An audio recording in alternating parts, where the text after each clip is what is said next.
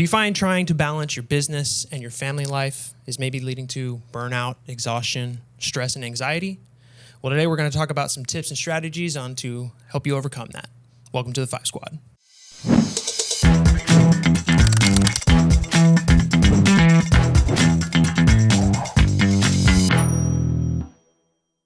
Hello and welcome everybody, and welcome back to the Five Squad podcast. My name is Evan Andrews. I'm Haley Andrews. And today we have a special one for everybody out there who is struggling with something that we know a lot of people are actually struggling with. It's a tongue twister, so get Isn't ready. Isn't it? Yeah. But no, today we're going to talk about stress and burnout, but more from the angle of having a business, having a family, and learning how to manage both of them at the same time. Yep. I think wanting to do both of them to the best of your abilities without letting something fall on either side. Well, it's hard, right? Yeah.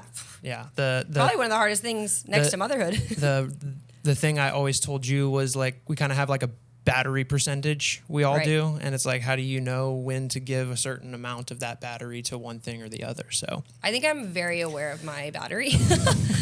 Probably more than you. So today, overall, it's kind of like the psychological cost of entrepreneurship. That's kind of what we have this episode title as. And I'll ask you because you see me handling a business and the family. And while you do have a business yourself, you're not working on that business as much as kind of I am for my side. Right. So how do you handle the stress of, even in the small amount of entrepreneurship that you do for yourself, how do you handle the stress of knowing that there's certain things that have to be done, but there's also like the more important things that have to be done when it comes to the family side of things?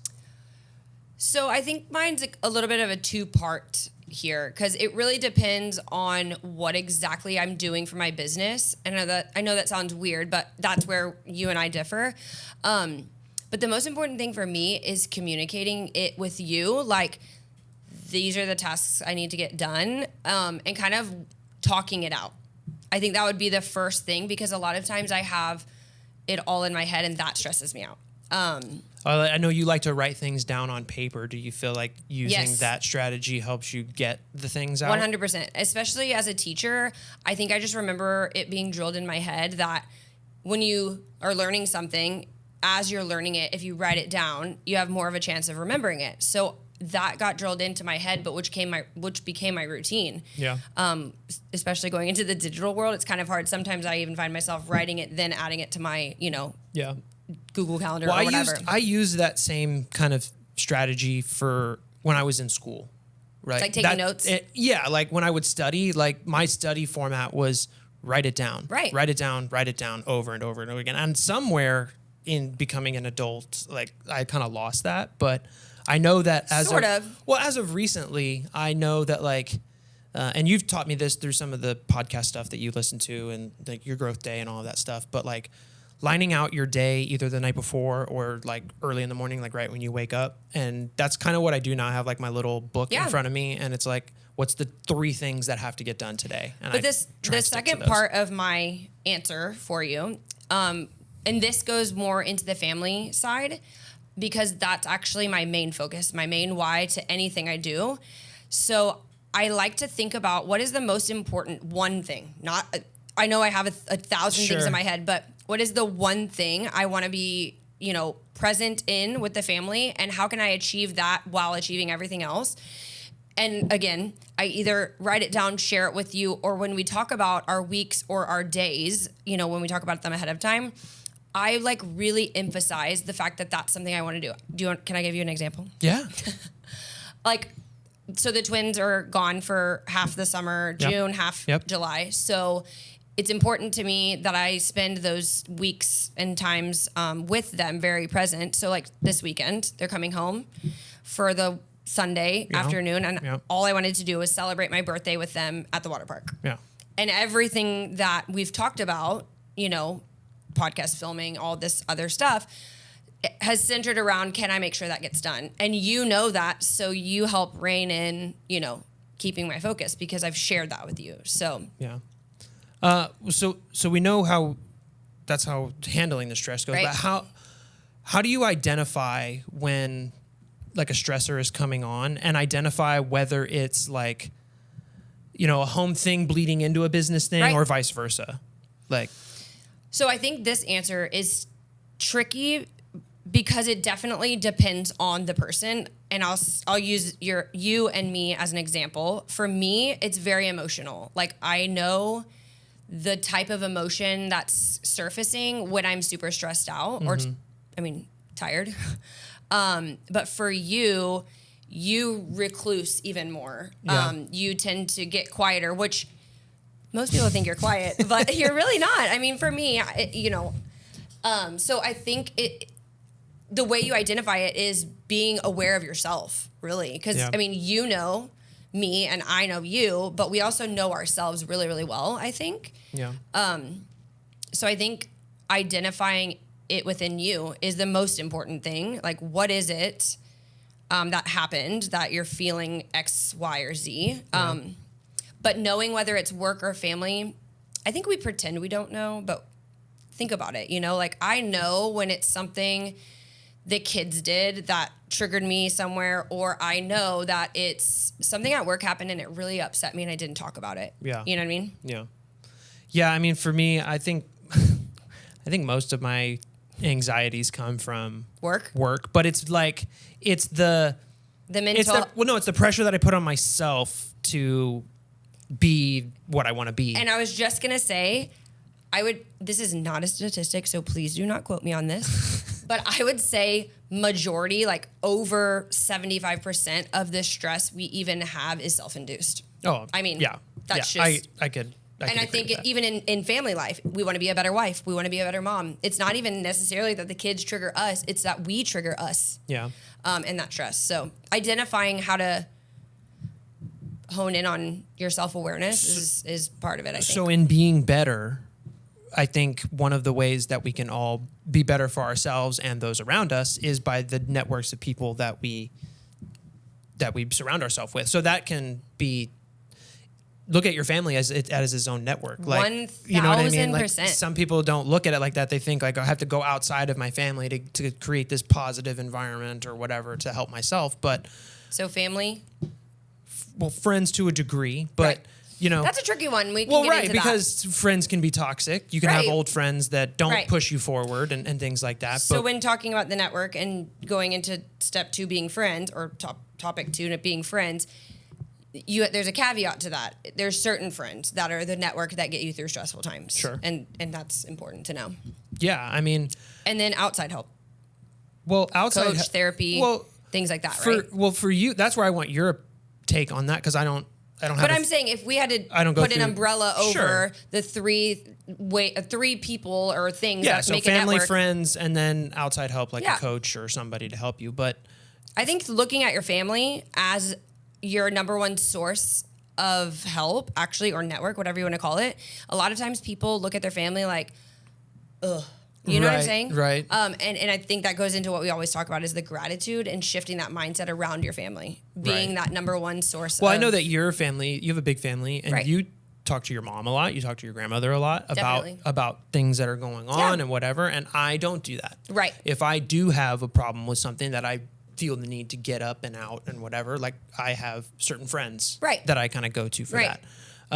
But you also too, you have a therapist, you go through your therapy stuff. How does that help when your family's not doing the thing for you? My family is falling apart. My friends are non-existent. Why is that important for other people to consider? Because I know that we've talked about it before and there's a stigma behind it, but why do you feel like it's... Heck with that. I think the best answer for this is your family know you. Your family and your friends know you based on... past, and oftentimes their persona or their thoughts of you sometimes stem from negative experiences. Last time you did this and last time, whereas when you have a therapist, she has one job. You are her or his target audience or target client, right? And their job is to serve you. And your family and friends, unfortunately, are not there to serve you. You're there to serve them sometimes. Okay. And she has no clue. She doesn't have, I keep saying she because my therapist is a she, but a therapist doesn't have those past memories or preconceived notions. Yeah, they don't have anything other than What is it that's bothering you, and what strategies can I give you to help? And I think sometimes the family and friends, it's a listening thing. Like you can de-stress by sharing it, but there is never like a how do I overcome it? Right. And that's where I think therapy is just really beneficial. You know, being able to talk those things out with someone that can say, okay, you're not crazy, and here are a few things you might want to do if X, Y, or Z. I want to ask you a question surrounding that before we move on to our kind of one of our last discussion points. But so I look at like people only know what we're willing to divulge, right? Like so things can go both ways. Like your therapist only knows what part it of the is story based on how you give them the story. Your friends, your family, anybody only knows that. Do you feel like it's easier to open up to that stranger versus like somebody that is closer to you? 1,000%. Think about sales. It's so easy to talk. Well, okay, maybe not for you. Just kidding. Okay, I take it back. But sometimes, like as a woman, like it's so easy to talk to a stranger on the street, like, oh my gosh, I love your dress. And then you just snowball into a conversation. I think therapy ends up being the same way because with your family and your friends, you sometimes have a wall up because you want to impress them. With your therapist, you're literally like you're at the bottom. You're just like, I just need some help, you know? Yeah. And not even, sometimes I tell my therapist, like, I don't even know what I want to talk to you about today. And she's like, and that's okay. Sometimes this space is just to have a way to, like, you know, reset. Yeah, reset. Yeah. And it's the same thing like de-stressing with your spouse before the week starts, with your coworkers on how you're going to get through the work week. It's a lot of times the stress we carry is all within. And we tend to just keep it on a loop. Right. And if you just get it out, whoever it is, it's less stress. So let's put some tangible, actual like physicality to that. I told you this episode was going to be a tongue twister. In terms of the strategies, like what are some things out there, like tools or things that you've used to help yourself? I mean, for me, like I have a hilarious one. Trying to put things on my calendar, whether it's business or personal, to like keep it top of mind for understanding that's what I needed to do. But I mean, I'm not really an app person like that. You're more of an app tool person compared to me. So I am too. I mean, I used to be, but then I realized that less is more in a lot of aspects of life. I'm learning that, and there just was too many tools. But I'm going to share I can't believe I'm actually going to share this. I'm going to share what I do that's really important and really helps is, well, it started with I would send myself messages on Facebook. Okay. But then I pinned my own cell phone number to the top of my text threads. I have like you and my mom and my grandma, and then I have one for myself. So you just word vomit out into your own text. I text myself all the time. Okay. Okay, and then sometimes if I want it to be really important, I'll like hold it down and make the exclamation point. Okay, that is so silly, but for me it works because I trick my brain into remembering something. Yeah. So I should probably ask you to take a note of that, because the running joke in our household over the last couple of weeks is I'm becoming more like scatterbrained, like you and Logan and everybody. Kids, and I just like, I'll walk upstairs and like, what'd I come up here for? Or I'll walk downstairs 2 times yesterday. It happened. I forgot my coffee. Or and start the coffee pot and not have any cup underneath it. That is a new thing. 2 times that's happened in the last 2 weeks. Yeah. He needs to write down his routine.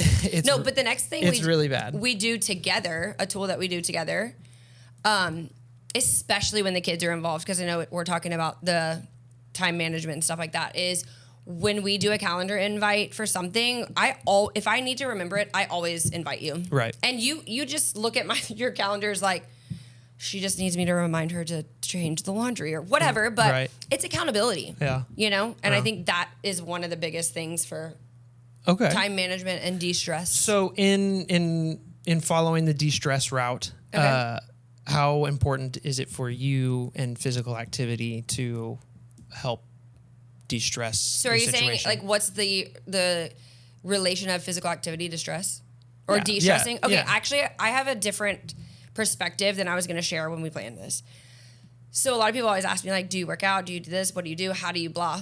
And I always say like, oh, I just don't really work out that much. Like, right. But we've started our walks. I have my beach body. But I think for me as a mom, especially, is spending time with the twins when they were younger and getting to now, running after them all the time is activity. Oh yeah.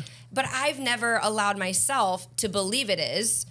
So now putting that in my mind as that is physical activity, and it does make me happy because I'm doing. Like when mommy says come do the cartwell, or when Callie says come do the cartwheels, like you go and do the cartwheels. And I mean, obviously not always, but it's a win-win-win for me because 1, I'm winning because I'm staying active. 2, I'm winning because I'm not as stressed, and 3, I'm winning because I'm not saying no. Yeah. You know, I'm saying yes to them, and that in it of itself is not stressful. No. Well, so being an active parent is my way of de-stressing. I don't know. Well, with that and the physical activity realm, we probably maybe we'll go on a walk tonight. Oh, yeah, we've been walking together. Get a little bit more in, but that's going to bring us to the end of this episode already. Yeah, I know. It's been crazy out here, but we want to thank everybody that has stuck with us this far and has been on this journey with us over the last couple of months. We want to remind you guys that if you're watching this or listening to us, make sure that you like, subscribe, leave us a review.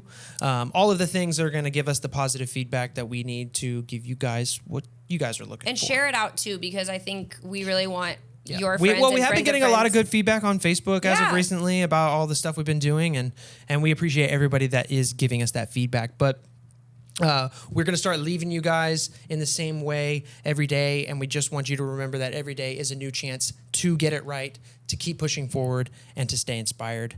Thank you for watching the 5 Squad Podcast.